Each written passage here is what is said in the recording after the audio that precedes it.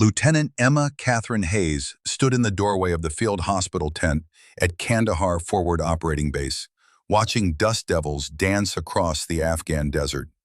At 24 years old, she looked younger than her years.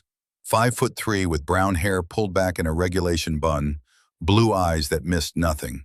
She'd been in country for 3 weeks, but the heat still felt personal. Behind her, wounded soldiers filled every bed. Marines with IED shrapnel, Rangers with gunshot wounds. A helicopter pilot burned across 40% of his body, sedated into merciful oblivion. Emma moved between them with quiet efficiency, checking IV lines, adjusting medications, speaking in low tones that somehow cut through the morphine haze. Her father had taught her that efficiency.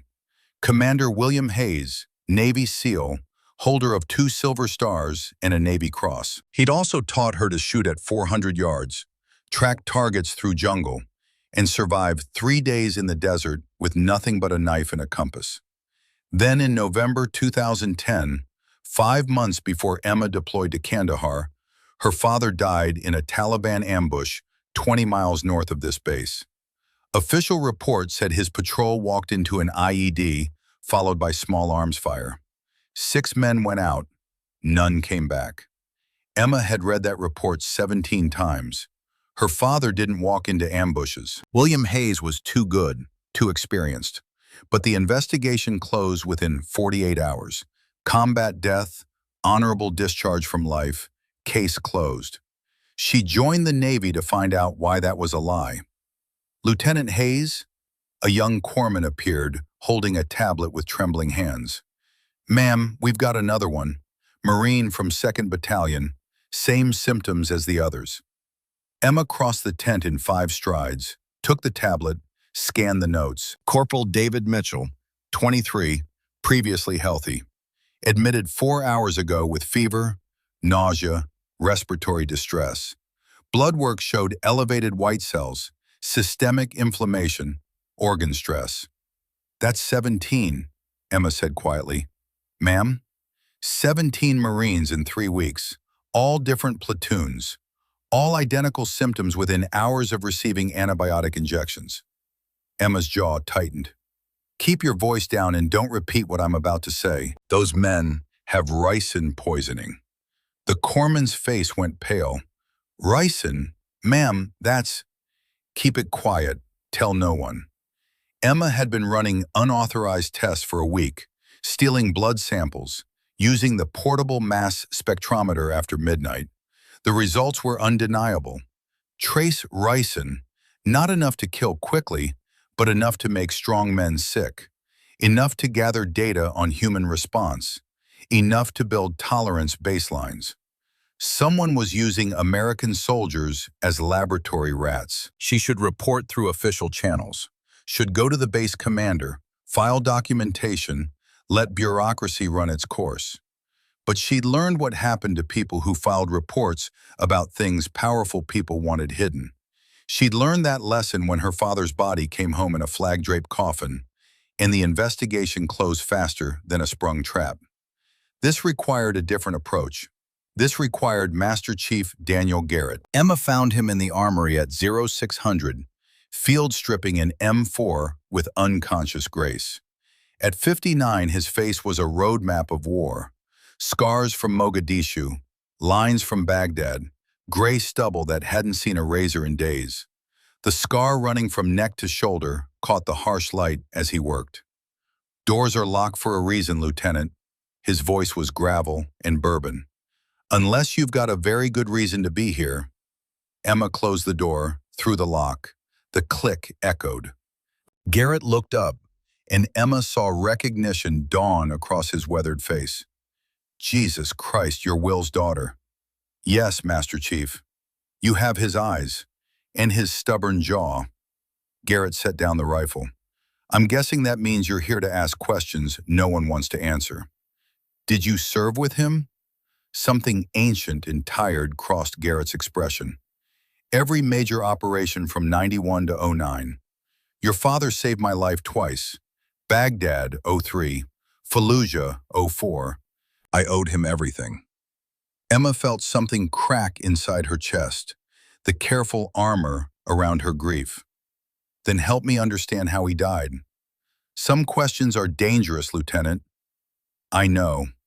Emma pulled out her tablet, showed him the test results. That's why I'm asking. Garrett studied the screen, and Emma watched the warrior replace the man. Where did you get this? Blood samples, 17 Marines, all sick after antibiotic injections.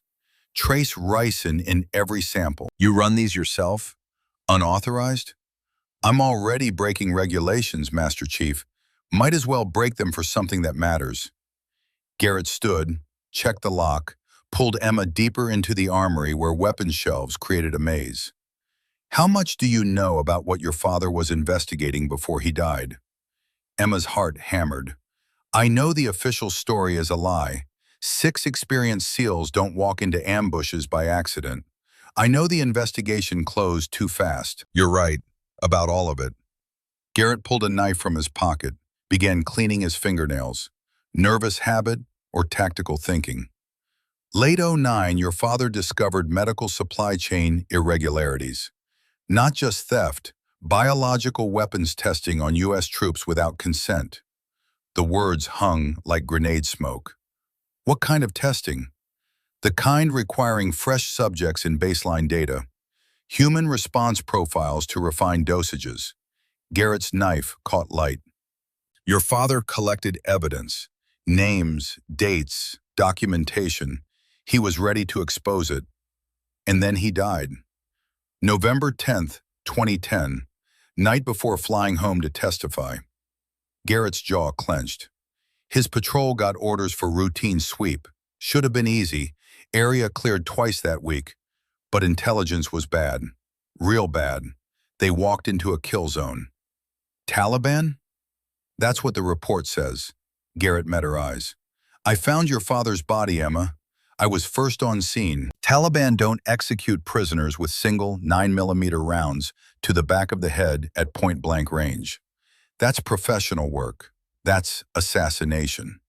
The armory tilted. Emma steadied herself against ammunition crates. Her father hadn't died in combat. He'd been murdered, executed, then staged as battlefield casualty. Why didn't you report it? I tried, wrote 7 reports, filed complaints through 4 chains of command. Everyone disappeared. Garrett's voice turned bitter. After 6 months, a colonel I didn't recognize showed me photos of my ex-wife and daughter. Showed me where they lived, my daughter's school route, my ex-wife's commute. Message was crystal clear. Back off or join Will Hayes in Arlington.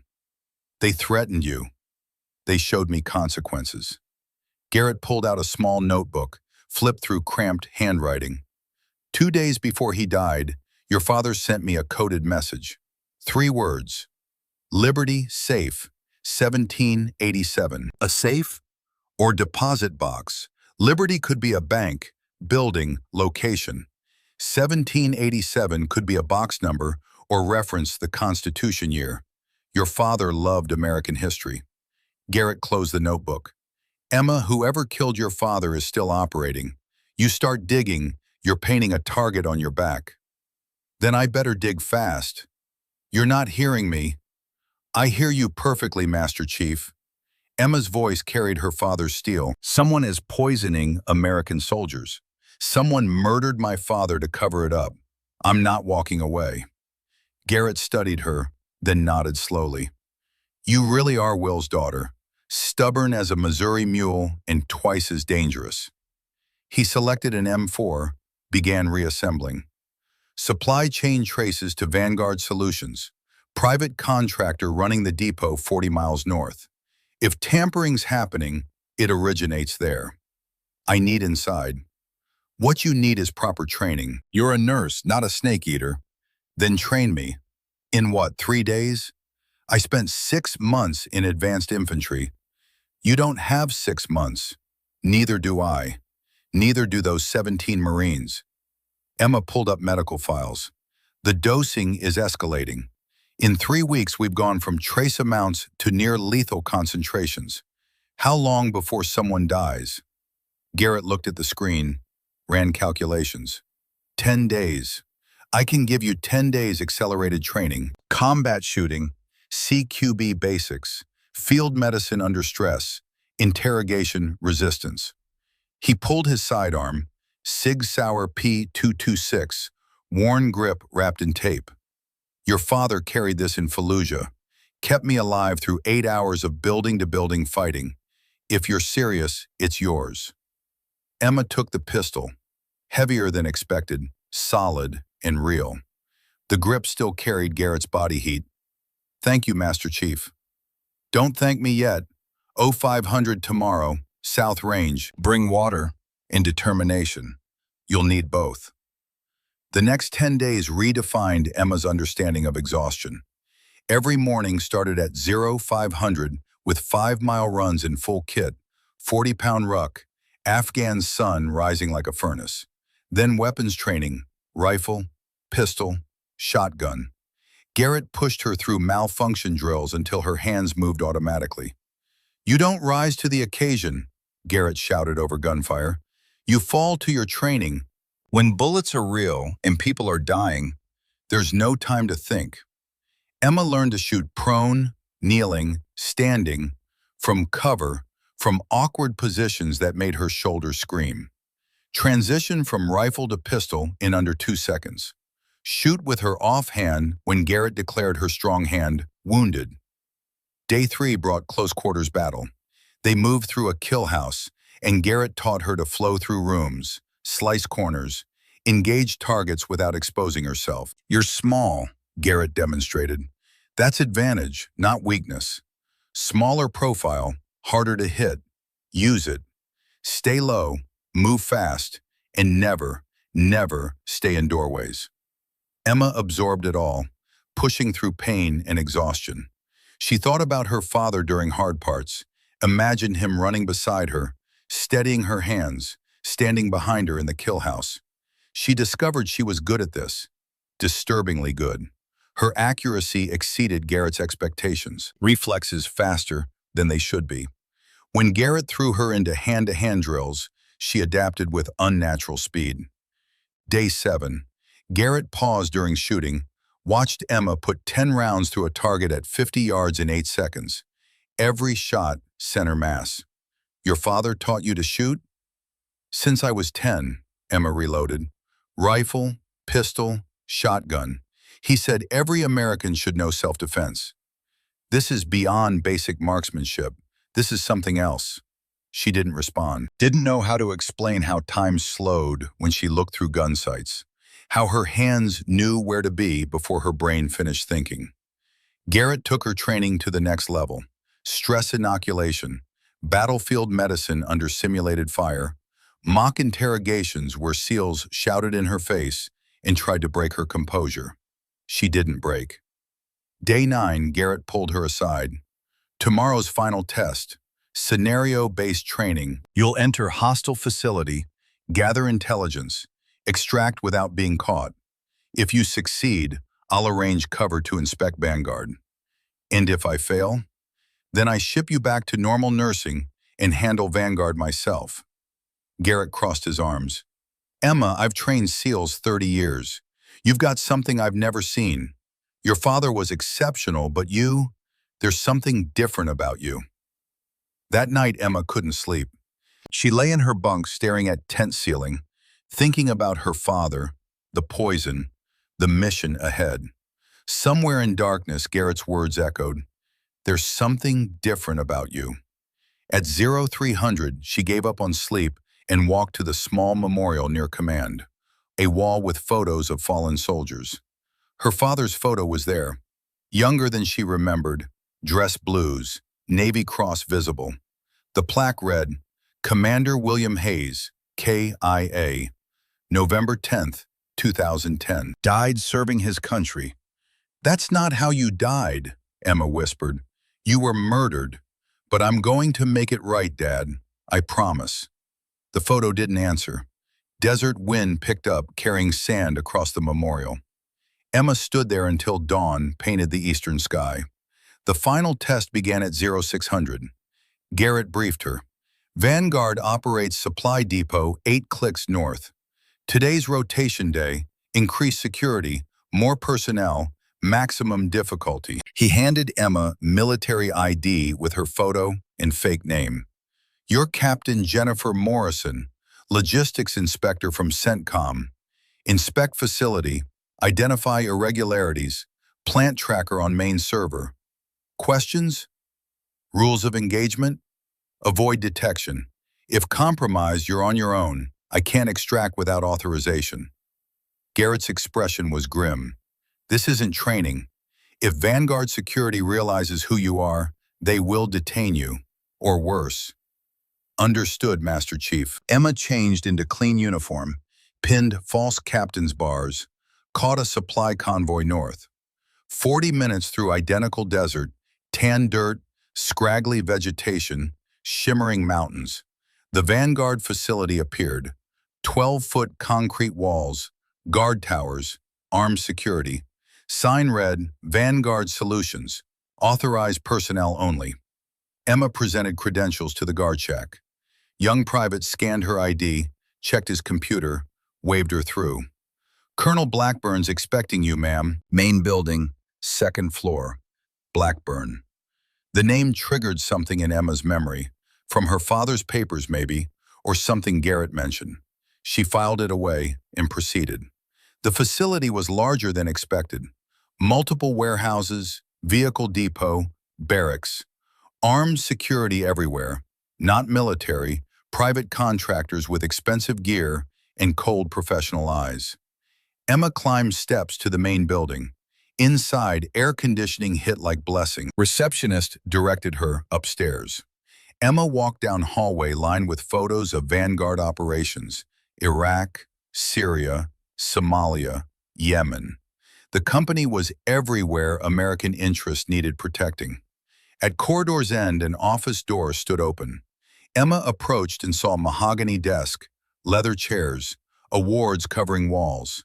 Behind the desk sat a man in early 50s, gray hair military short, intense eyes measuring Emma in one glance. Colonel Thaddeus Blackburn, retired Army Intelligence. Captain Morrison. Blackburn's voice was smooth, educated, dangerous. Come in. Close the door. Emma stepped inside, closed the door, immediately knew she'd made a mistake. Blackburn's smile was wrong, too knowing, too satisfied. Or should I say Lieutenant Emma Hayes? Blackburn stood, walked around desk with casual predator confidence. William's daughter. I've been wondering when you'd show up. Emma's hand moved toward her sidearm before her brain caught up. Blackburn was faster, pressing a button. 4 armed contractors entered through side door, weapons drawn but not aimed. I wouldn't, Blackburn said calmly. You're competent, Lieutenant, but you're not walking out through 4 trained operators. Emma calculated angles, distances, probability. All numbers came up 0. She raised her hands slowly, interlacing fingers behind her head. Smart choice, Blackburn gestured. Search her, thoroughly. They found her sidearm, tactical knife, GPS tracker, real military ID. Blackburn examined each item with academic interest, set them on his desk like chess pieces. You know, your father and I served together. Briefly, Bosnia, 95.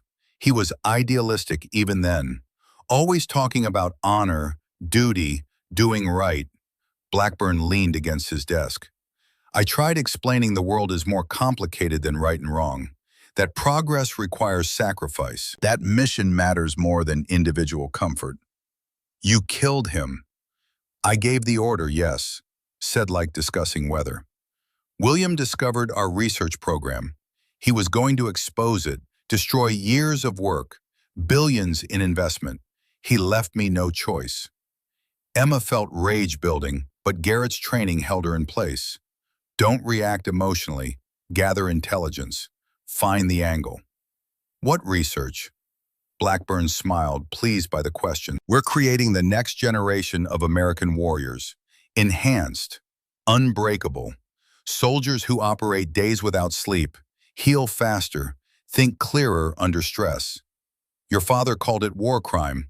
I call it evolution. You're poisoning them. We're testing them. Blackburn moved to file cabinet, pulled out folder. Olympus 7. Compound derived from ricin, modified at molecular level to enhance human performance. Early iterations had unfortunate side effects, but we've refined the process. Latest subjects show remarkable results. Emma's blood ran cold. How many subjects? Currently, 789 active test subjects across 12 military installations. Blackburn showed Emma pages of data, graphs, medical reports. Marines, Rangers, Special Forces, all enhanced, all performing beyond standard human capacity, all dying. Blackburn's smile faded slightly. That's the challenge we're solving. The compound degrades over time. 18 months post-exposure, subjects experience organ failure, neurological deterioration. But we're close to solution. Another year of testing, maybe 2. Testing on people who didn't consent. Acceptable losses for greater good. Blackburn closed the folder. Your father couldn't grasp that.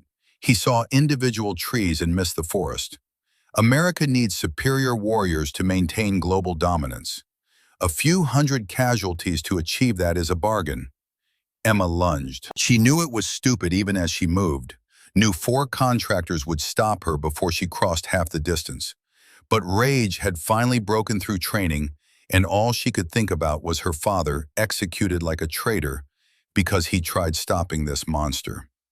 She made it 3 steps before contractors grabbed her, slammed her against wall hard enough to crack plaster. Blackburn watched impassively as they zip-tied her wrist behind her back and threw her into chair. That's the Hayes stubbornness, Blackburn said. Your father had it too, right up until the end. He pulled a small vial from desk drawer, clear glass containing amber liquid. This is concentrated Olympus 7. Normally, we deliver sublethal doses over weeks, building tolerance. But I'm curious about acute exposure. Your father died before we could test that scenario. Emma's mouth went dry. You're going to kill me. I'm going to complete my research. Blackburn approached with the vial. Emma thrashed against zip ties, against contractors holding her, against the inevitable. Your father lasted 36 hours before organ failure. Let's see if you inherited his constitution. Blackburn grabbed Emma's jaw, forced her mouth open. She tried to bite, tried to fight, but contractor hands clamped down like vices. The amber liquid poured across her tongue, burning like acid. Emma gagged but couldn't spit it out. Swallow, Blackburn commanded. When Emma resisted, he pinched her nose shut, cutting off air. Swallow or suffocate. Emma swallowed. Liquid fire traveled down her throat, hit her stomach, exploded into agony. She couldn't breathe, couldn't think, couldn't do anything but feel her body consuming itself from inside. Blackburn released her, stepped back, checked his watch. 36 hours, that's my bet. Any last words before you join him? Emma tried to speak. Only blood came out. Take her to detention block 3, Blackburn ordered. Monitor vitals every hour. When she's dead, dispose of the body in usual manner. Contractors dragged Emma from the office. Hallway tilted sideways, then upside down, then disappeared. Emma felt herself moving, felt hands pulling, felt doors opening and closing, but none of it seemed real. They threw her into concrete cells smelling like piss and copper. Door slammed. Darkness wrapped around Emma like burial shroud. She thought about her father, thought about Garrett waiting at FOB, thought about 17 Marines poisoned and 789 subjects who didn't know they were dying. Then she thought about nothing at all. Emma woke to agony. Every nerve ending was on fire. Skin felt like peeling away from muscle. Blood vessels burst behind eyes, painting vision red. She tried standing and collapsed immediately, vomiting blood across concrete. How long had passed? Hours? Days? The cell had no windows, no clock, no reference point, just fluorescent lights humming like dying insects, and walls pressing inward with each breath. Emma crawled to corner, curled into ball, and waited to die. That's when the explosion came. Concussion wave hit the cell like physical thing, cracking concrete, blowing door off hinges. Automatic weapons fire erupted, sharp cracks of M4s mixed with heavier boom of contractor weapons. Shouting, screaming, distinct thump of flashbangs. Emma forced herself to hands and knees, crawled toward destroyed door. Every movement was torture, every breath a battle. But Garrett's training whispered, "Move or die. There is no third option." She made it to doorway as a figure appeared through smoke, big, solid, moving with lethal purpose. Master Chief Daniel Garrett, face painted for combat, full tactical gear, swept hallway with rifle before kneeling beside Emma. "Jesus Christ, kid, what did they do to you?" Emma tried to answer. Blood came out instead. "Thorne! Kincaid, get in here, now!" Two more SEALs materialized. Caleb Thorne, team sniper, angular face set in grim lines. Dax Kincaid, medic, already pulling equipment from pack. "Chief, she's critical." Kincaid's hands moved across Emma's body. Pupils dilated, skin cyanotic, respiratory distress, multi-organ failure. "Ricin poisoning," Garrett said. "Concentrated dose, maybe 4 hours ago." 4 hours? Kincaid's face went pale. "Chief, she should already be dead." "I know." Garrett pulled small case from vest, opened it, revealing single syringe filled with amber liquid. "This is the antidote, experimental. I stole it from Army Bioweapons Lab 2 years ago when I realized what Vanguard was doing." "You've had antidote this whole time?" "Untested, unproven. It might save her or kill her faster." Garrett met Kincaid's eyes. "But it's the only card we have." More gunfire erupted. Someone was shouting about reinforcements. Helicopters inbound. Mission timeline collapsing. Garrett made the decision. "We're taking her. Get her to extraction. I'll buy you time." "Chief, if you stay..." "That's an order, petty officer. Move!" Thorne and Kincaid lifted Emma between them, started moving. Emma's consciousness faded. Flashes of hallway, stairs, night sky, rotor wash. She felt herself carried into helicopter, felt hands strapping her down, felt aircraft lift off with stomach dropping away. Then Garrett was there, kneeling beside her in the helicopter, syringe in hand. "Emma, can you hear me?" She managed a nod. "This antidote goes directly into lymphatic system, through your mouth, into your throat. It's going to hurt like nothing you've ever felt." Emma understood. She was already dying. Nothing could hurt worse than this. Garrett turned to Thorne and Kincaid. "Hold her down. She's going to fight." And that's how Emma found herself on helicopter floor with 3 Navy SEALs pinning her arms and legs, while Master Chief Garrett positioned 6-inch needle at back of her throat. "Suck it down, Hayes." Garrett's voice cut through rotor wash and screaming in Emma's head. "Breathe through it." The needle went in. Emma's jaw snapped shut on Thorne's forearm, teeth finding flesh, blood hot in her mouth. But Thorne didn't pull away, just gritted teeth and held position while Garrett drove plunger home. Fire. Liquid fire flooding throat, racing through lymphatic system, spreading through body like napalm in veins. Emma convulsed hard enough to crack her head against helicopter floor. Back arched, eyes rolled back. Then everything went black. Lieutenant Emma Catherine Hayes woke in hospital bed 3 days later. Master Chief Daniel Garrett sat in chair beside her, looking like he'd aged 10 years. His hands trembled slightly, first sign of weakness Emma had ever seen from him. "Welcome back," Garrett said quietly. Emma's throat was raw, speaking hurt. "Blackburn?"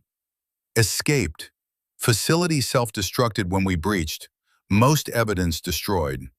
Garrett held up small USB drive. "But I grabbed this from main server before fire spread.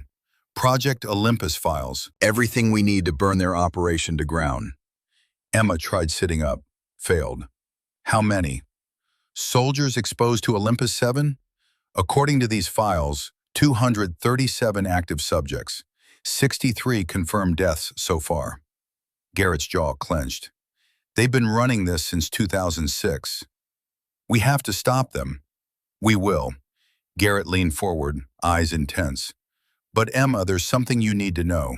Something I found in these files. He pulled up document on tablet, turned it so Emma could see. A list of names, subject numbers, dosage schedules. Emma's eyes moved down until they stopped on one entry. Subject number 089, Hayes, Emma K., DOB, 1987. Initial exposure, age 12, status, active. The hospital room tilted sideways. They dosed me, Emma whispered, when I was 12 years old. Routine vaccination at base clinic, standard procedure, except the vaccine was laced with Olympus 7 prototype. Garrett's voice was gentle but firm. Emma, that's why you have exceptional reflexes, why you learn combat skills so fast, why you're still alive after concentrated ricin dose that should have killed you in 4 hours. Emma stared at her hands, enhanced, modified, a lab experiment wearing her father's face. Did my dad know? He found out in '09. That's what really pushed him to expose the program. Garrett showed another document, email from William Hayes, date stamped November 2010. He wrote this 2 days before he died. Emma read her father's words. They poisoned my daughter, turned her into one of their experiments without consent, without oversight, without humanity. I don't care what it costs me. This ends now. I'm taking everything to Inspector General. If they come for me, I've hidden backup evidence where Emma will find it when she's ready. The coordinates are in the message we used when she was young. Liberty Safe, 1787. If you're reading this, Daniel, it means I'm gone. Keep Emma safe. Help her finish what I started. Emma felt tears burning tracks down her face. Her father had died trying to save her, had died trying to expose the program that had already marked her for death. How long do I have? Emma asked. Garrett didn't answer immediately. When he did, his voice carried weight of death sentence. 18 months from initial exposure. You were dosed in '99. It's been 12 years. I should already be dead. You should, but you're not. Your body developed antibodies somehow, fought off degradation longer than any other subject. Garrett gripped her hand. Emma, you're the anomaly. The one case where Olympus 7 didn't follow standard progression. That doesn't make me special. That makes me lucky. No, that makes you the key. Garrett pulled up more files, genetic profiles, blood work, molecular analysis. If we can figure out why you survived, we can synthesize cure for other subjects. Your father believed that. That's why he referenced Liberty in 1787.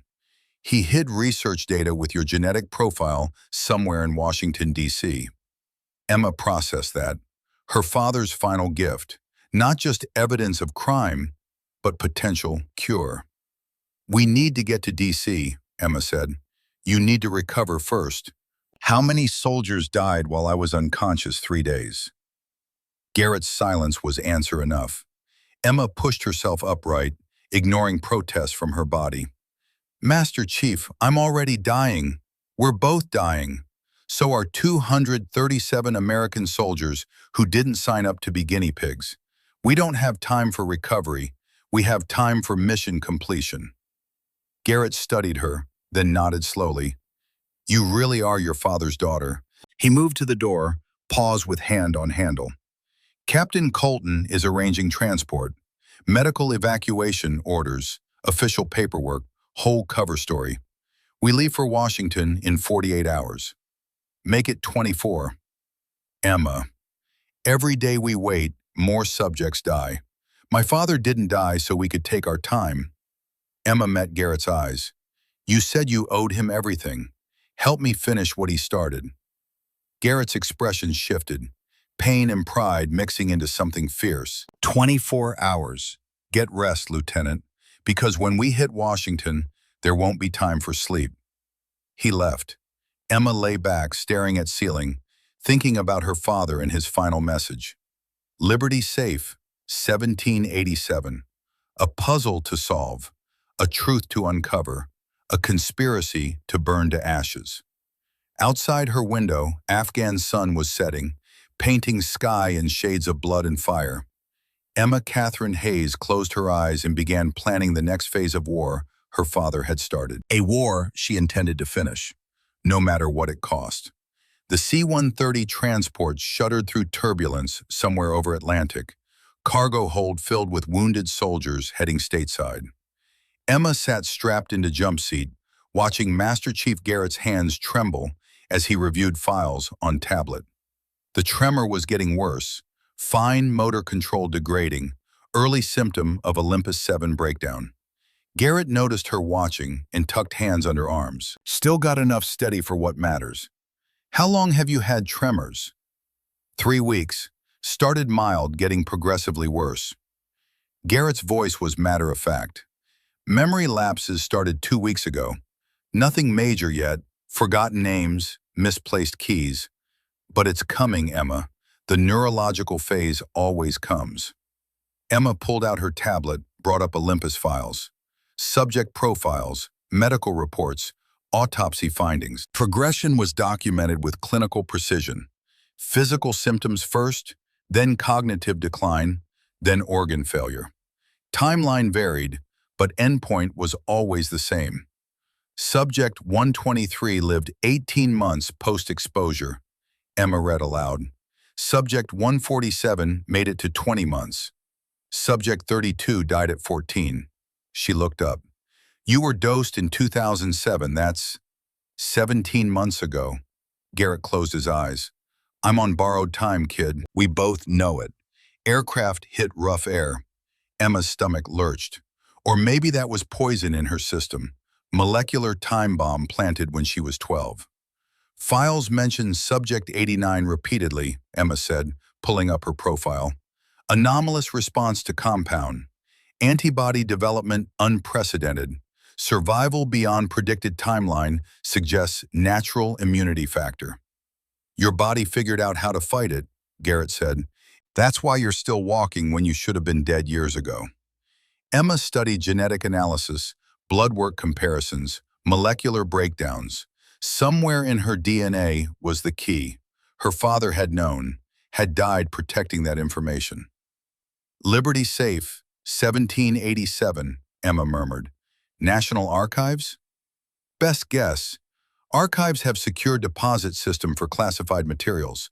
1787 could be box number or reference Constitution.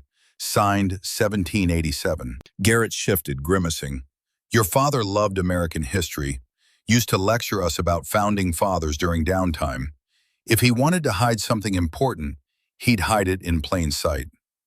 The loadmaster appeared from cockpit, shouted over engine noise. Landing in 30 minutes. Andrews Air Force Base. Emma's pulse quickened. Andrews was outside D.C., 15 miles from National Archives, 15 miles from whatever truth her father died protecting. She checked her sidearm, made sure magazine was seated. Force of habit, even though they wouldn't need weapons for simple archive retrieval. Aircraft began descent, engines changing pitch, altitude dropping. Emma watched through porthole as eastern seaboard appeared below. Cities, highways, sprawling metropolitan area of nation's capital. Somewhere down there, answers waited. Landing was rough, tires screeching, C-130 shuddering as it decelerated. When rear ramp lowered, letting in afternoon sunlight and humid air, Emma saw 3 black SUVs parked on tarmac. Official vehicles. Government plates. Garrett saw them too. His hand moved toward his sidearm. Easy, Emma said quietly. Could be our escort. Or could be Blackburn's people. Garrett stood, wincing. Either way, we're about to find out. They walked down ramp together, Emma supporting Garrett's weight more than he probably wanted to admit. Other wounded soldiers filed past toward waiting ambulances. Emma and Garrett moved toward SUVs. Lead vehicle's door opened. A man stepped out, early 60s, silver hair, military sharp, dark suit screaming federal authority, weathered face, hard eyes that had seen too much and forgotten nothing. When he spoke, his voice carried weight of decades giving orders and expecting obedience. Master Chief Daniel Garrett, Lieutenant Emma Hayes. He didn't offer a hand. I'm Director Harlan Voss, Defense Intelligence Agency. You're both under arrest for treason, murder, and theft of classified materials. Armed men emerged from other SUVs, 6 total, tactical gear, MP5 submachine guns. They moved with professional precision, establishing perimeter, cutting off escape. Emma's hand tightened on sidearm's grip. Don't, Voss said calmly. Your weapons are empty. We removed firing pins during your flight. Standard procedure for transporting potential security risks. Garrett checked his M9. Slide wooden chamber around. Disabled, just like Voss claimed. On whose authority? Garrett demanded. Voss smiled, cold expression, never reaching eyes. Same authority that green-lighted Project Olympus 15 years ago.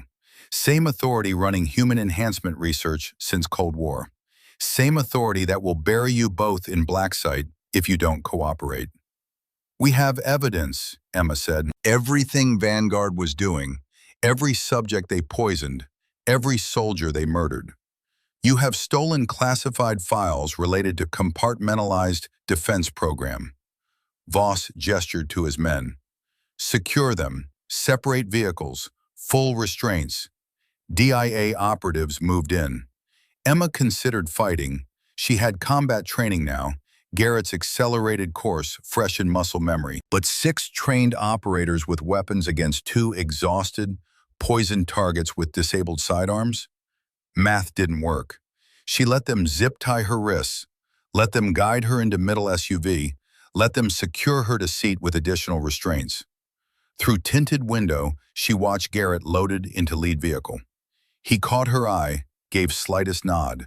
Stay calm, assess, adapt, survive. Convoy rolled out, leaving Andrews behind, heading into DC traffic maze. Emma tried tracking route, 295 north, then surface streets she didn't recognize, deeper into neighborhoods looking progressively less official. No Pentagon, no known DIA facilities, just anonymous buildings in industrial areas. After 40 minutes, SUVs pulled into underground parking structure. Concrete pillars, fluorescent lights, smell of oil and exhaust. Vehicles stopped beside service elevator. Emma was hauled out, marched into elevator, descended into depths that made ears pop. Facility below was sterile and white. Government architecture designed to erase personality and hope. Corridors all looked identical. Doors marked only with numbers. Cameras in every corner. Emma counted exits, noted guard positions, calculated escape odds. All numbers came up 0. They separated her from Garrett at junction, pushing her left while he went right. Emma tried resisting, earned rifle butt to kidney. Pain exploded up spine, doubling her over. By the time she could breathe, Garrett was gone. Her interrogation room was exactly expected. Metal table bolted to floor, 2 chairs, one-way mirror covering wall, temperature set uncomfortably cold. They chained her wrist to bar on table, then left her alone for what felt like hours. Classic technique, isolation, discomfort, time to imagine worse scenarios. Let subject's own mind do the work. Emma used time to think, to plan, to remember her father's training. In capture, information is your only weapon. Learn everything, volunteer nothing. When Director Voss finally entered, he carried thin file folder and 2 cups of coffee. He set one in front of Emma, steam rising, rich smell filling cold room, and kept the other. Drink, Voss said, settling into chair. It's not poisoned. You're more valuable alive than dead. Like the 237 soldiers you've been using as lab rats? Voss sipped coffee, unbothered. Those soldiers are building the future, Lieutenant. They're heroes, whether they know it or not. They're dying. Some, yes. Early Olympus 7 iterations had complications, but each failure teaches us something. Each death brings us closer to perfection. Voss opened folder, pulled out photographs, spread them across table. Recognize these men? Emma looked. Marines in dress blues, Rangers in combat gear, SEALs in tactical kit, young faces, strong bodies, patriotic smiles. Subject 73, Voss tapped one photo, increased strength 40%, ran marathon in under 2 hours, lifted weights that would have crushed him before enhancement. Tap. Subject 126, reflexes so fast he could snatch flies from air, marksmanship scores off charts. Tap. Subject 204, went 3 days without sleep on mission, maintained perfect cognitive function. And then they died, Emma said flatly. And then we learned what dosage thresholds to avoid in Next Generation. Voss gathered photos. Your father couldn't grasp this. He saw individual trees and missed forest. America needs superior warriors to maintain global dominance. A few hundred casualties to achieve that is acceptable math. My father saw human beings murdered for profit. Your father saw what he wanted to see. Voss pulled out another photograph. William Hayes in SEAL uniform, standing with team, young and confident and alive. Commander Hayes was brilliant, exceptional operator, but ideologically inflexible. When he discovered program, he immediately decided it was evil rather than considering strategic necessity. Emma's hands curled into fists against restraints. You ordered his death. I authorized termination of security risk, yes, said like discussing budget cuts. William had gathered extensive evidence, was scheduled to testify before Congress. His exposure would have destroyed decades of research and billions in investment. Decision was straightforward. You staged his death as combat casualty. We made it look honorable. Your father died hero in official record. Family received full military honors, survivor benefits, flag-folded burial. We could have made him disappear into holes somewhere, but we showed respect. Voss leaned forward. More respect than he showed program when he tried sabotaging it. Emma wanted to lunge across table, wanted to wrap chains around Voss's throat and squeeze until eyes bulged. But Garrett's training held her still. Anger was useless. Information was power. Where's Master Chief Garrett? Undergoing enhanced interrogation in another section. We need to know what other evidence he might have, who else he's contacted, what damage control we need. Voss sipped coffee. At his age, with his physical condition, I estimate he'll last 6 to 8 hours before significant breakdown, maybe less. If you hurt him, you'll what, Lieutenant? You're chained to table in undisclosed facility. No one knows you're here. No one's coming to rescue you. Your only choice is cooperation. Voss pulled out pen and notepad, slid them across table. Tell me where your father hid his research data. Tell me who else knows about Olympus. Tell me everything, and I'll make sure Garrett dies quickly rather than spending final hours in agony. Emma looked at pen and notepad, looked at Voss's cold, calculating face, looked at her reflection in one-way mirror, exhausted, poisoned, running out of time.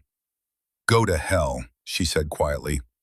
Voss sighed, disappointed but not surprised. He stood, collected coffee, moved toward door. I'll check back in a few hours. Maybe after you've heard Garrett screaming, you'll reconsider. Door closed. Lock clicked. Emma was alone. She tested restraints, solid, no give. Chain attaching her to table was grade 5 steel, designed to hold prisoners much larger and stronger. Room had no windows, no vents large enough to crawl through, no obvious weaknesses, but there was one-way mirror. Emma studied it, calculating. One-way glass was just glass with reflective coating, structurally weak compared to walls. And if she could generate enough force, she stood, dragged chair backward until chain pulled taut, then lunged forward with all her enhanced strength. Chair crashed into table. Table shifted slightly, but held. Emma repeated back, lunge, crash. Again, again. On 7th attempt, table's bolts cracked. On 10th, one bolt sheared completely free. On 15th, Emma tore entire table from floor. She lifted table, 80 pounds of steel, and hurled it at one-way mirror. Glass exploded in crystalline shrapnel shower. Beyond it, observation room. Empty, lights off, monitoring equipment abandoned. Emma climbed through broken mirror, careful of jagged edges, found herself in space filled with recording equipment, computer terminals, backup power supplies, and air vent, large enough for small person. Emma kicked vent cover loose, pulled herself into ductwork, began crawling. Metal was cold against skin, space cramped, breathing loud in confined space. She moved by feel and instinct, following air currents, heading toward what she hoped was Garrett's location. Facility's ductwork was maze, branches, intersections, dead ends. Emma crawled for what felt like hours, arms and legs cramping, body protesting every movement. Then she heard voices below, filtering up through floor vent. Asking you again, Master Chief, where did Commander Hayes hide research data? Emma positioned herself over vent, looked down into another interrogation room. Garrett was strapped to the chair, head hanging forward, blood dripping from nose. Two men in black tactical gear stood over him.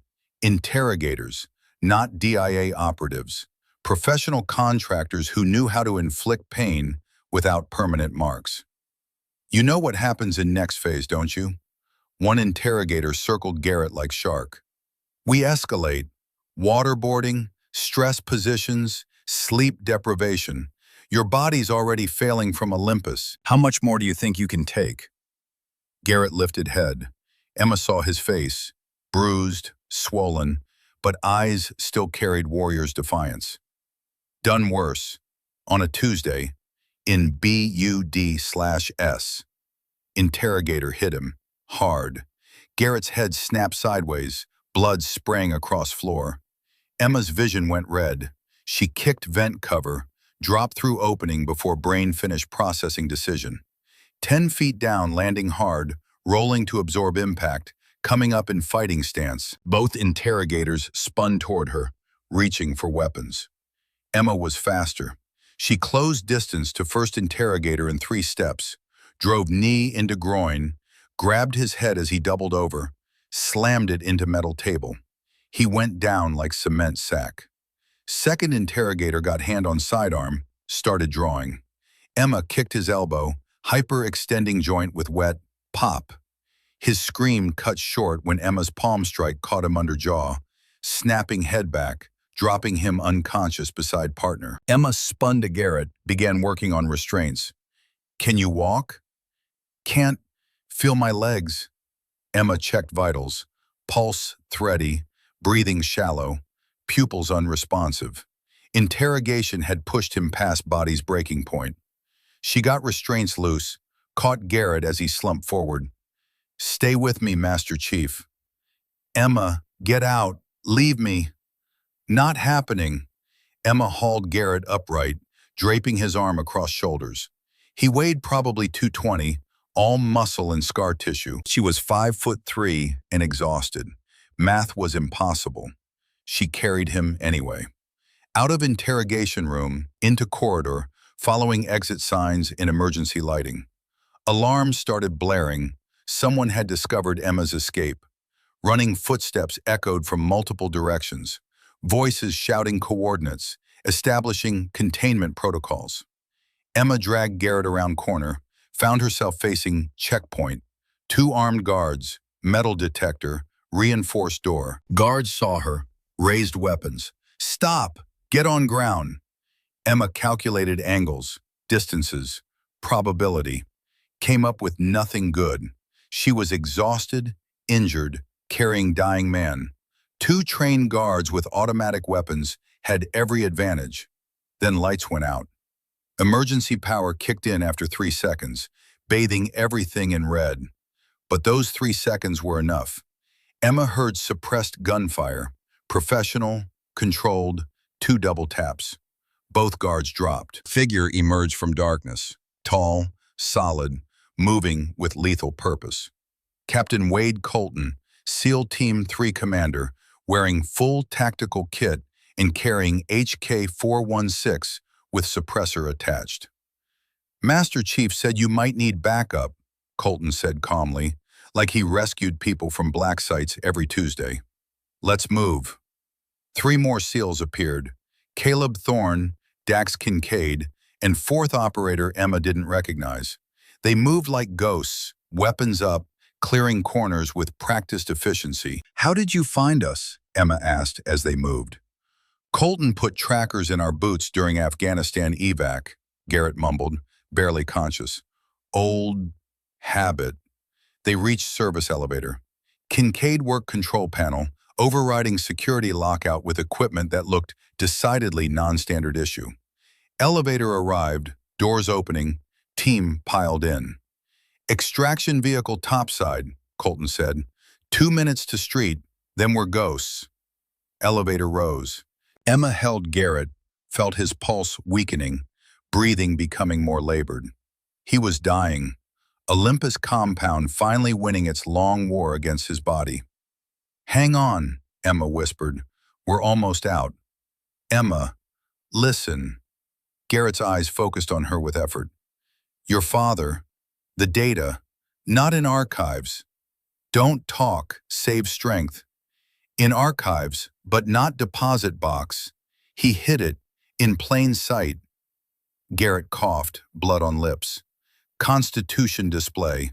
Behind glass, coded message in document itself. Elevator dinged. Doors open. They were in parking garage. Concrete, shadows, black panel van waiting with engine running. More gunfire erupted behind them. DIA operatives had found location, were converging fast. Colton's team laid covering fire while Emma and Kincaid loaded Garrett into van.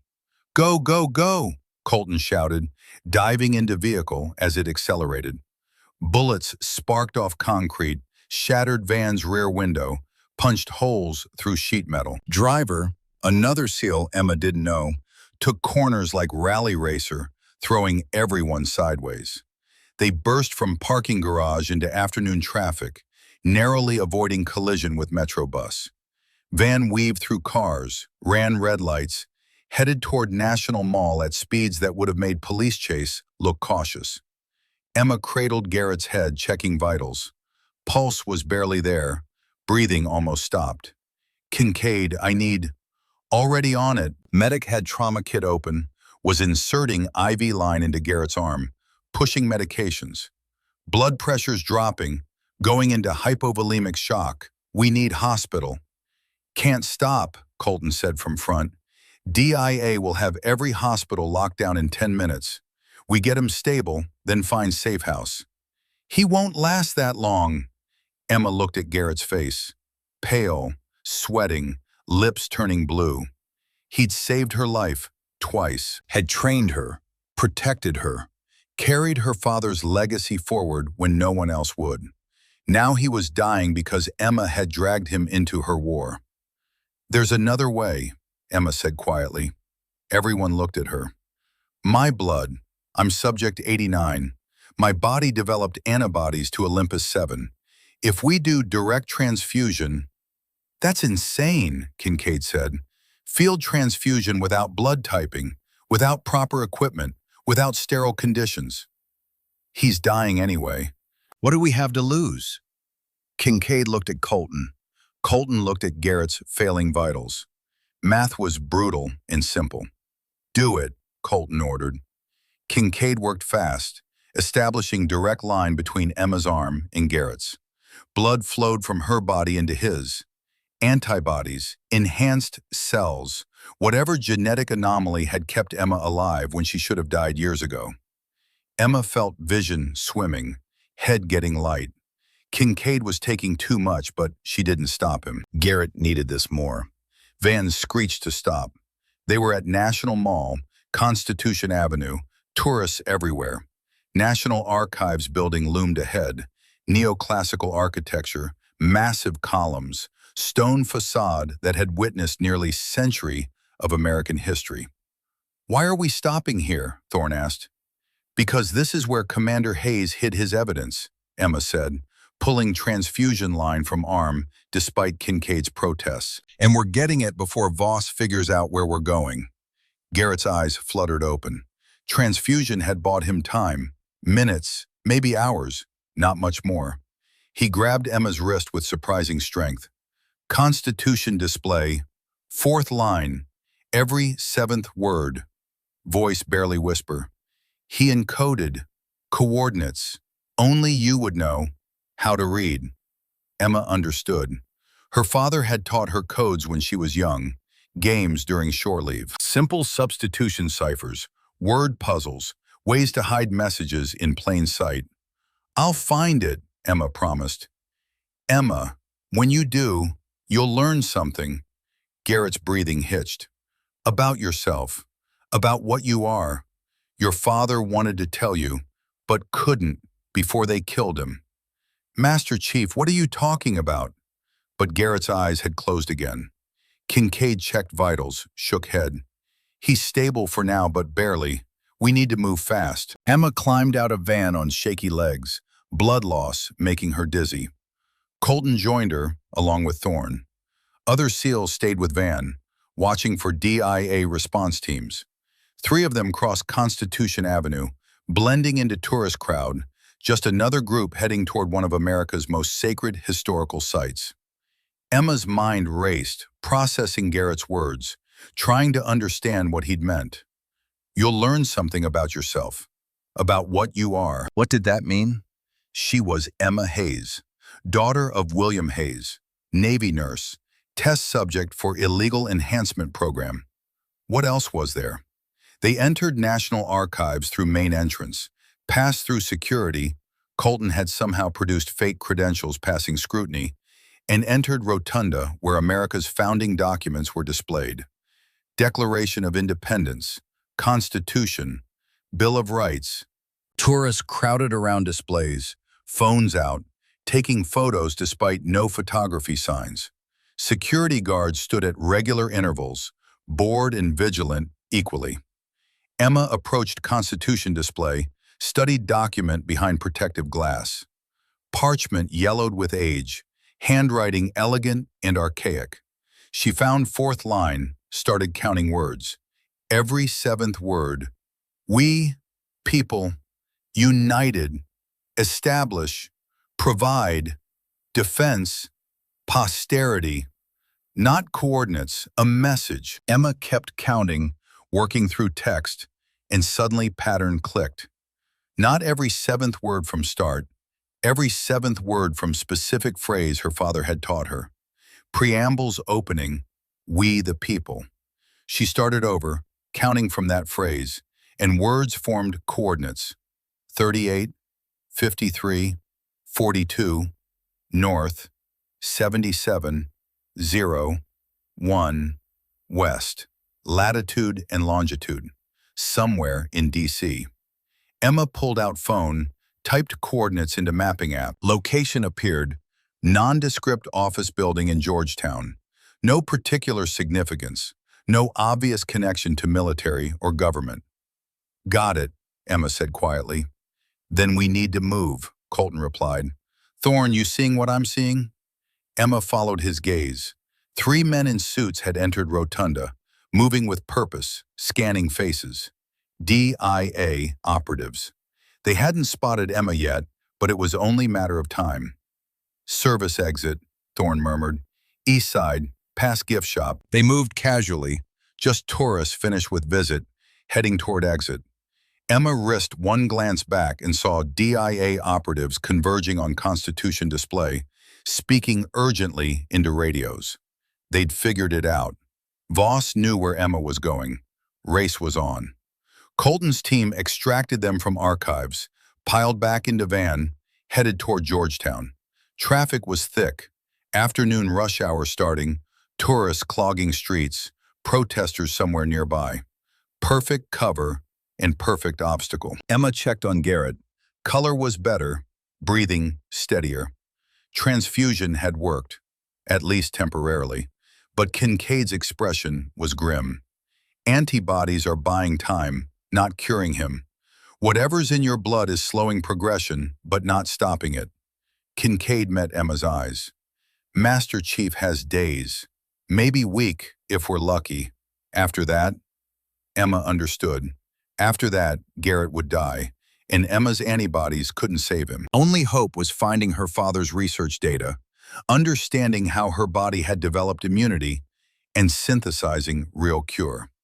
Van pulled up outside Georgetown address, four-story office building, glass and steel, generic corporate architecture. Directory and lobby listed various businesses, law firms, consulting groups, medical practice. Floor 3, Suite 304, Hayes Family Trust. Emma's breath caught. Her father had established Family Trust. They took elevator up, Colton and Thorne clearing each floor, watching for ambush. Suite 304's door was locked, but Thorne had it open in 15 seconds. Inside was small office, desk, filing cabinets, single window overlooking street, and safe built into wall, hidden behind landscape painting. Emma approached it, studied keypad. Electronic lock, probably fingerprint protected. She pressed thumb to scanner. Nothing. Try your father's, Colton suggested. Emma realized what he meant. She pulled out dog tags she'd been wearing since father's death. His tags, the ones they'd given her at funeral. She pressed metal tag against scanner's biometric reader. Safe clicked open.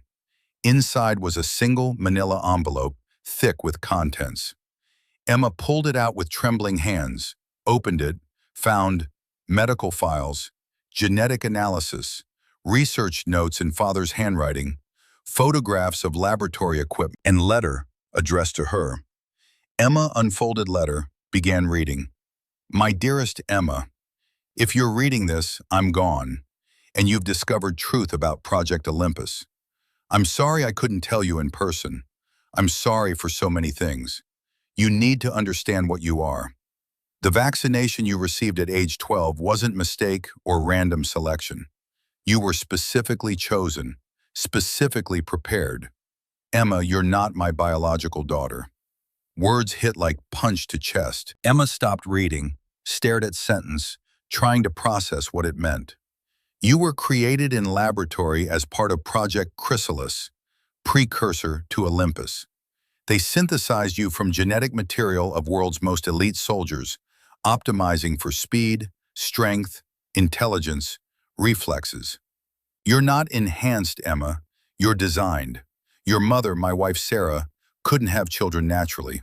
We volunteered for experimental fertility program run by DARPA. They didn't tell us they were creating super soldiers. They told us they were helping infertile couples. We believed them. When you were born, you were perfect. Everything they'd promised. Healthy, beautiful baby girl who we loved more than life itself. We raised you, watched you grow, watched you excel at everything, and we didn't know. We didn't know what they'd made you. When you were 12, they wanted you back. Said you needed booster vaccination to complete process, to fully activate genetic modifications. Sarah and I refused. We were going to run, take you somewhere they couldn't find us. Then Sarah died. Car accident, they said, but I knew. They killed her because we wouldn't cooperate. And they told me if I didn't let them proceed with your activation, you'd be next. So I let them inject you, let them complete their process.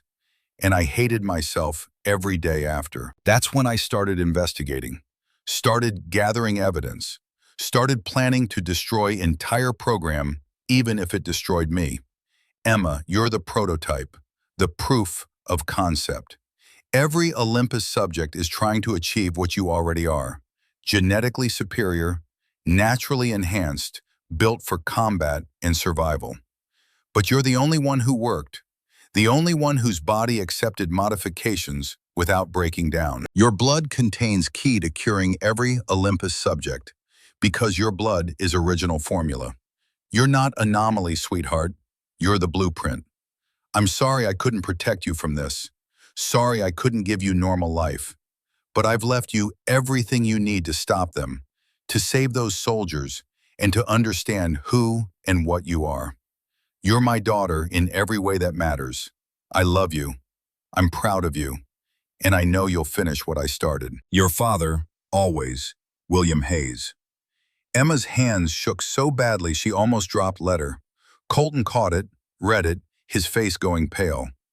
Jesus Christ, he whispered. Emma couldn't breathe, couldn't think.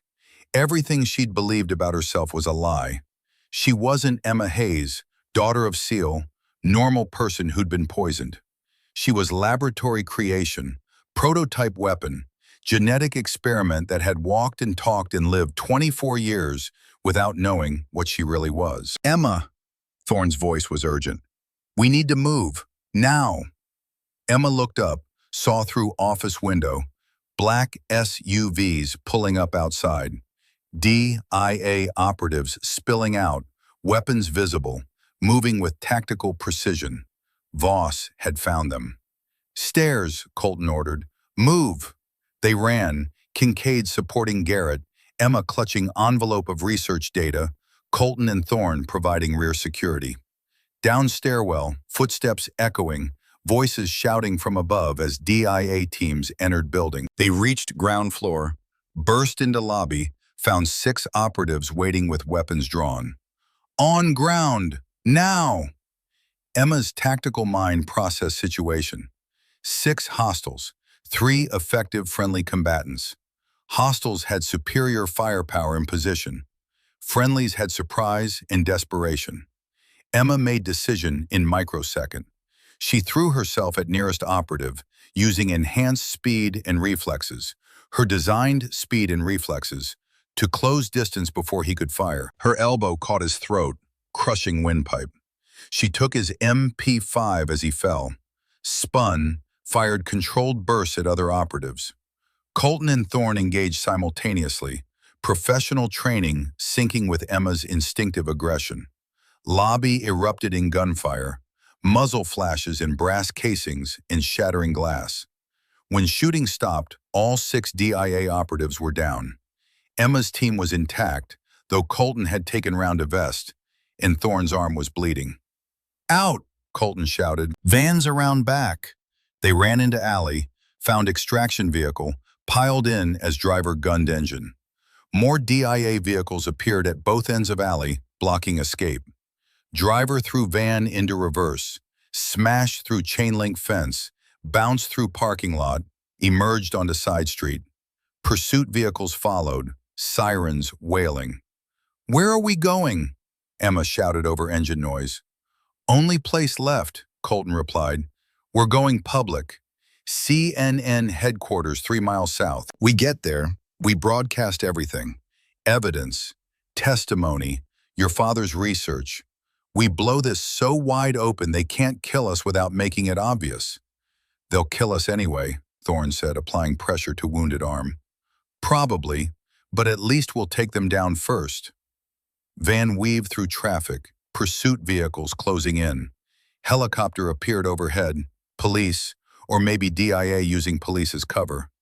Net was tightening, and Emma knew they wouldn't make it to CNN. Then her phone buzzed. Unknown number. She almost didn't answer, then reconsidered. At this point, what did she have to lose? Lieutenant Hayes. Voice was Director Voss, calm and professional. This chase ends badly for everyone. You know that. Then stop chasing us. Can't do that. You have classified information threatening national security. You've assaulted federal agents. You've stolen sensitive research. There's no walking away. We're going public, Voss, everything. Olympus, Chrysalis, all of it. You can't stop us. I don't need to stop you, Lieutenant. I just need to stop your father's research from being validated. Words sent ice through Emma's veins. What did you do? Master Chief Garrett, the transfusion you gave him, you pumped him full of your enhanced blood, your modified antibodies. Voss's voice carried dark satisfaction. That blood is evidence. That blood proves everything your father claimed. So I activated failsafe. Emma looked at Garrett, saw Kincaid's face going pale as he checked vitals. What failsafe? Emma demanded. Every Olympus subject has kill switch. Compound in their system that can be remotely activated. Insurance against desertion or capture. Voss paused. I just activated Master Chief Garrett's. He has approximately 3 minutes before his heart stops. Emma's world crashed down. She looked at Garrett, his face already showing distress, breathing labored, skin going gray. No, no, no. Kincaid worked frantically, checking equipment, trying interventions. Cardiac rhythms going haywire. V-tach, descending into V-fib. I can't stop it.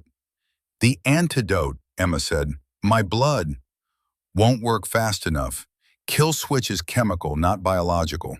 It's going to stop his heart in... Kincaid checked watch. 2 minutes. Emma grabbed phone, screamed at Voss. You bastard! Give me counteragent! Here's the deal, Lieutenant. You hand over all of Commander Hayes' research. You surrender yourself and team. You accept permanent detainment in secure facility. And I'll transmit counteragent code to Master Chief Garrett's implant. How do I know you're not lying? You don't. But in 90 seconds, you won't have luxury of doubt. Emma looked around Van, at Colton's grim face, at Thorne's bleeding arm, at Kincaid desperately trying to keep Garrett alive, at Garrett himself, barely conscious in dying. She thought about her father's letter, about being prototype, weapon, something designed rather than born, about 237 soldiers dying because of Olympus, about bigger fight, one that mattered more than any individual life. She made decision her father would have made. No deal, Voss. Silence on phone. Then, you're condemning Master Chief Garrett to death. I'm trusting that my blood, my design blood, will save him. Because I'm not just enhanced, Voss. I'm solution you never wanted to work. Emma looked at Garrett. And when he survives, when we synthesize cure from my antibodies, when we save every Olympus subject you poisoned, you'll know you failed. She hung up. 60 seconds left. Kincaid, how much of my blood did Garrett receive? About pint. Why? Because I'm betting pint of prototype super soldier serum is stronger than whatever kill switch Voss installed. Emma grabbed Garrett's hand. Master Chief, you need to fight. You need to let my antibodies do their job. Stay with me. Garrett's eyes opened, focused on Emma with effort. Finish it. Promise me. You're going to finish it with me. That's an order, Master Chief. 30 seconds. Garrett's heart rate spiked on Kincaid's monitor, irregular and fast. Medic grabbed defibrillator, charge paddles. Clear. Shock. Garrett's body arched. No change in rhythm. Again. Clear. Another shock. Still VFib. 10 seconds. Emma squeezed Garrett's hand. Don't you dare die on me. We're not done yet. 5 seconds. Monitor flatlined. Single tone, flat green line, no heartbeat. He's gone, Kincaid said quietly. Emma refused to accept it. She started chest compressions, hard and fast, counting in head. Kincaid took over breathing.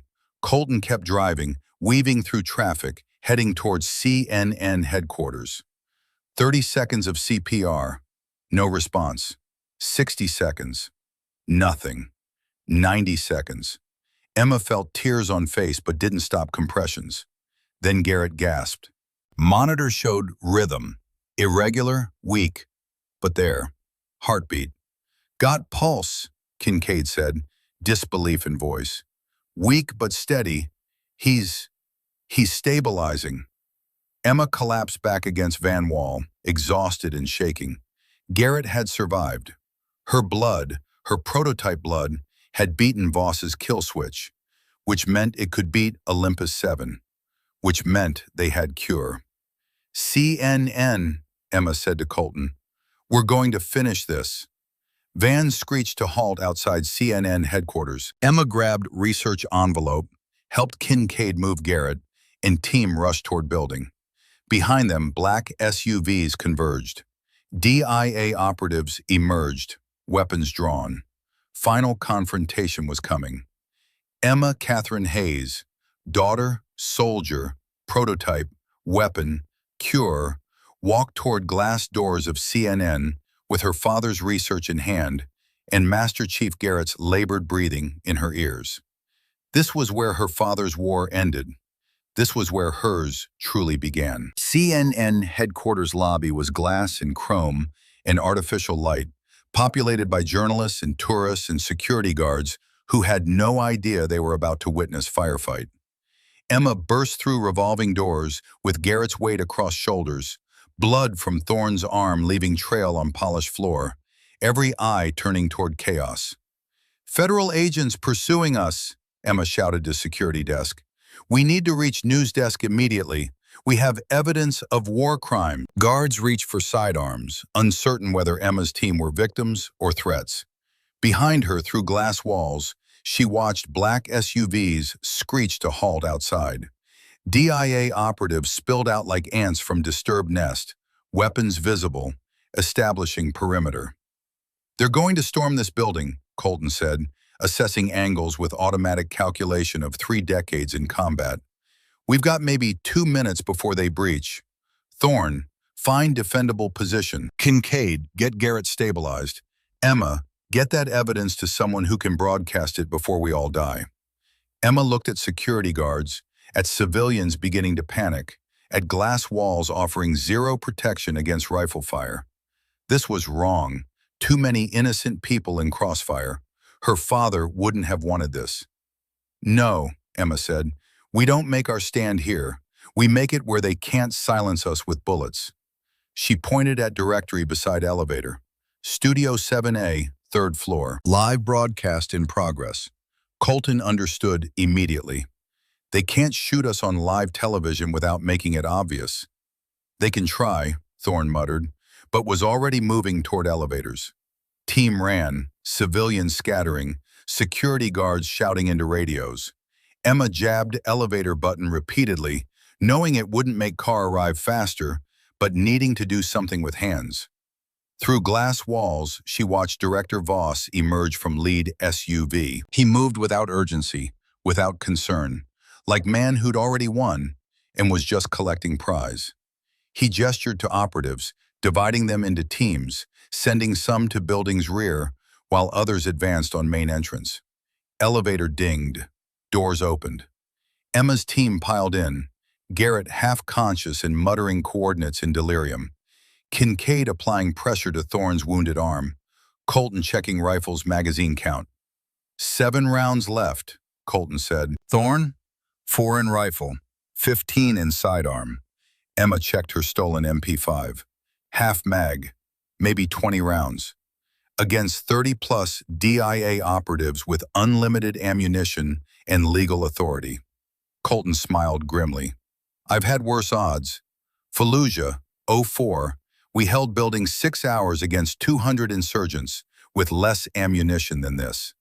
"How'd that end?" Emma asked. "Airstrike leveled building. We barely got out alive." Colton chambered round. "Let's hope for better ending this time." Elevator climbed. 2nd floor, 3rd floor. Doors opened onto corridor lined with studio entrances. Red lights indicating active broadcasts. Soundproofed walls designed to keep outside world from intruding on manufactured reality of television news. Emma found Studio 7A, pressed face to small window and door. Inside, familiar setup of cable news program. Anchor desk, cameras, lights, teleprompter. Woman in her 50s sat at desk, mid-sentence about some political scandal, unaware that much bigger story was about to crash through her door. Emma didn't knock. She kicked door open, walked onto set with stolen weapon visible, and said to nearest camera, "Don't cut feed. What I'm about to tell you is going to save 200 American soldiers from being murdered by their own government." Anchor's mouth fell open. Camera operators froze. Somewhere in control room, Emma imagined producers screaming at each other about whether to cut to commercial or let this play out. They chose to let it play out. Smart. This was ratings gold. "My name is Lieutenant Emma Catherine Hayes, United States Navy." Emma moved to anchor desk, set down her father's research envelope. For past 15 years, Department of Defense has been running illegal human experimentation program called Project Olympus. They've dosed 237 soldiers with enhancement compound without consent. 63 of those soldiers are already dead. Rest are dying. Studio door burst open. DIA operatives flooded in, weapons raised, shouting commands to get on ground, to cease movement, to comply immediately. But they didn't shoot. Couldn't shoot. Not on live television. Not with millions watching. Emma kept talking. Director Harlan Voss of Defense Intelligence Agency ordered assassination of my father, Commander William Hayes, when he tried exposing this program in 2010. Director Voss is outside this building right now, planning to kill me and everyone with me to keep this quiet. She pulled documents from envelope, held them to camera. These are medical files, genetic research, proof that government created me in laboratory as prototype super soldier, then used me as blueprint for program that's murdered dozens of American service members. DIA operatives advanced, but slowly, uncertain. Emma could see calculation on faces, tackle her on live TV and prove everything she was saying, or wait for orders and risk her revealing more. Colton, Thorne, and Kincaid formed defensive line, weapons pointed at operatives but not firing. Mexican standoff. Nobody wanted to be one who started shooting on national television. Then Director Voss walked onto set. He moved with absolute confidence, adjusting tie, smoothing silver hair, transforming from tactical commander to government spokesman in heartbeat. When he spoke, voice carried authority of man who'd spent decades manipulating public perception. Ladies and gentlemen, I apologize for this disruption. Voss addressed camera like he was being interviewed. What you're witnessing is severe mental health crisis. Lieutenant Hayes has been suffering from combat-related PTSD and paranoid delusions. She assaulted multiple federal agents, stole classified materials, and is currently experiencing psychotic break. Emma felt rage building. That's lie. She believes she's victim of government conspiracy. She's created elaborate fantasy involving her father's death and imaginary human experiments. Voss gestured to operatives. We're here to get her help she needs. Documents she's holding are classified operational files she stole during mental health episode. Nothing more. Anchor found her voice. Director Voss, are you denying existence of Project Olympus? I'm stating Lieutenant Hayes is disturbed individual who needs psychiatric care, not platform for delusions. Voss turned to Emma, eyes cold. Lieutenant, please, let us help you. Put down weapon. Come quietly. We'll get you treatment. Emma looked at camera, at millions watching, at moment her father died trying to create. She pulled out phone, opened video she'd recorded in Afghanistan, held it to nearest camera. This is Colonel Thaddeus Blackburn, retired, Director of Vanguard Solutions. Watch what he says. Video played. Blackburn's voice filled studio. I gave order. William Hayes refused to understand. We're creating next generation of soldiers. Enhanced. Unbreakable. His moral righteousness was inconvenient. Studio went silent. Even Voss's practiced composure cracked slightly. Emma kept phone visible. I recorded this 3 days ago, moments before Blackburn force-fed me concentrated ricin as test of his enhancement compound. I survived because my body was designed to survive. Because I'm prototype this entire program is based on. She pulled up sleeve, showed injection scar. Subject 89, dosed at age 12, modified before birth. Weapon built by DARPA and raised as human being. Emma met Voss's eyes. Tell America I'm delusional now, Director. Tell them that video is fake. Tell them my genetic test results are fantasy. Go ahead. Voss said nothing. His hand moved slowly towards sidearm. Colton's rifle immediately tracked to Voss's center mass. Don't. You're going to shoot federal agent on live television? If that federal agent draws weapon, yes, sir. Colton's voice was flat, professional. I'm Captain Wade Colton, SEAL Team 3. I've been investigating Project Olympus 2 years. Everything Lieutenant Hayes is saying is true. I have testimony from 17 active duty personnel dosed without consent. I have medical records. I have supply chain documentation. Voss's hands stopped moving. He recalculated, assessed, adapted. This isn't over. Yes, it is.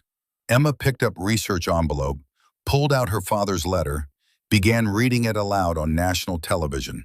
Every word, every revelation. Truth about Chrysalis, about her creation, about her mother's murder, about 237 soldiers dying because military wanted super warriors and didn't care about cost. By time she finished, tears were streaming down her face, but voice never wavered. Studio door opened again. This time it wasn't DIA operatives.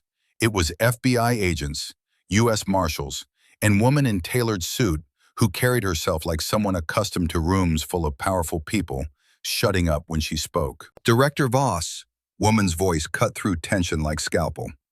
I'm Deputy Attorney General Caroline Whitmore.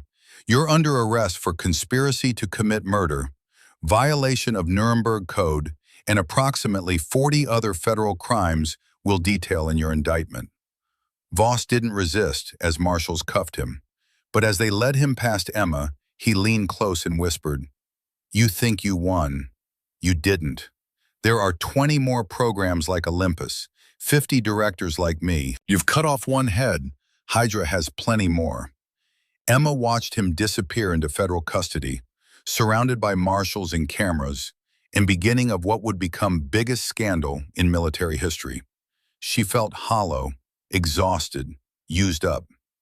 Garrett groaned from where Kincaid had him propped against the wall. Emma went to him immediately, took his hand. "We did it," she said. "It's over." Garrett's eyes focused on her with effort. "No, just beginning. Cure. You need to." His eyes rolled back. Cardiac monitor alarmed. Kincaid shouted for medical team. Emma held Garrett's hand as paramedics rushed in. As they loaded him onto stretcher, as they wheeled him toward elevator with Kincaid calling out vitals and treatment protocols. She wanted to go with him, but Deputy AG Whitmore put gentle hand on her shoulder. "Lieutenant Hayes, I need you to come with me. We have a lot to discuss." Next 72 hours blurred into nightmare of depositions, medical examinations, interviews with investigators from 8 different federal agencies. Emma told stories so many times it stopped feeling real. She gave blood samples, genetic samples, allowed herself to be scanned and prodded and tested by doctors who looked at her like she was simultaneously miracle and abomination. Master Chief Garrett remained in intensive care at Walter Reed, condition critical but stable. Emma visited whenever investigators allowed, sitting beside his bed, holding his hand, watching machines breathe for him and pump medications into veins. On 4th day, Garrett woke up. Emma was there, reading through her father's research notes, trying to understand genetic modifications that had made her what she was. She heard change in Garrett's breathing, looked up, saw eyes open. "Hey," she said softly. Garrett's voice was raspy, damaged from intubation. "Did we win?" Voss is in federal custody. Blackburn's facility raided. 23 other Olympus researchers arrested. Congressional hearings start next week. Emma managed smile. "Yeah, Master Chief, we won." "And the subjects?" "That's complicated." Emma set down notes. "Army's Medical Research Institute is working on synthesizing cure from my blood. But it's going to take time, months maybe. Some subjects are too far gone. Compounds already destroyed too much tissue." Garrett closed eyes. "How many?" 189 still viable, 48 too advanced to save. "Acceptable math." Garrett opened eyes again. "Your father would be proud." "My father." Emma felt familiar ache. "Except he wasn't, was he? My father was laboratory. My mother was Petri dish. I'm not William Hayes's daughter. I'm DARPA's prototype. That's horse shit.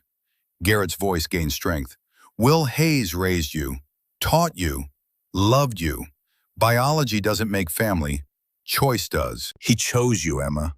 Every single day, he chose to be your father. Emma felt tears threatening again. I miss him. So do I. Garrett's hand found hers. But he's not gone. He's right here, in you, in everything you've become. He coughed, pain crossing face. What happens now? Now I help synthesize cure. Researchers need me to understand how my antibodies work, how my body compensated for modifications. They think they can replicate it, turn it into treatment for every Olympus subject. Emma paused. And then, I don't know. Navy's offered medical discharge, full disability, survivor benefits, whole package. They're trying to buy my silence. Are you taking it?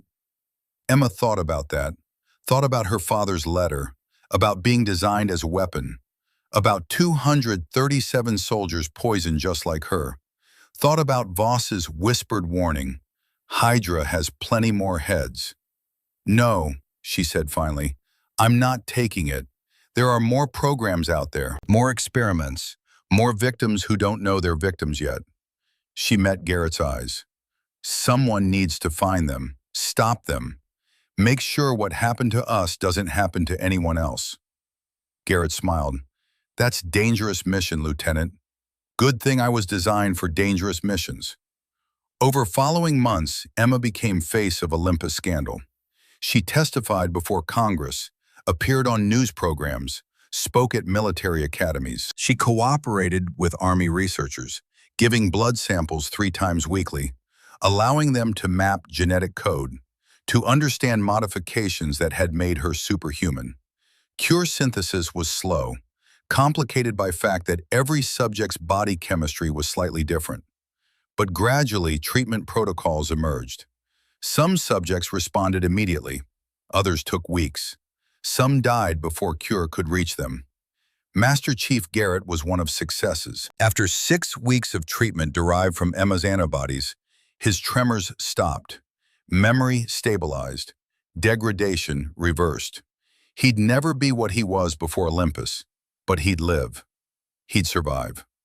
163 subjects received cure in time. 26 died waiting. 48 were too far gone when treatment became available. Emma attended every funeral, stood at attention in dress blues, saluted each flag-draped coffin, carried weight of 74 dead soldiers murdered by program that created her. Military trials took 2 years. Voss was convicted of 47 charges and sentenced to life imprisonment at USDB Fort Leavenworth. Blackburn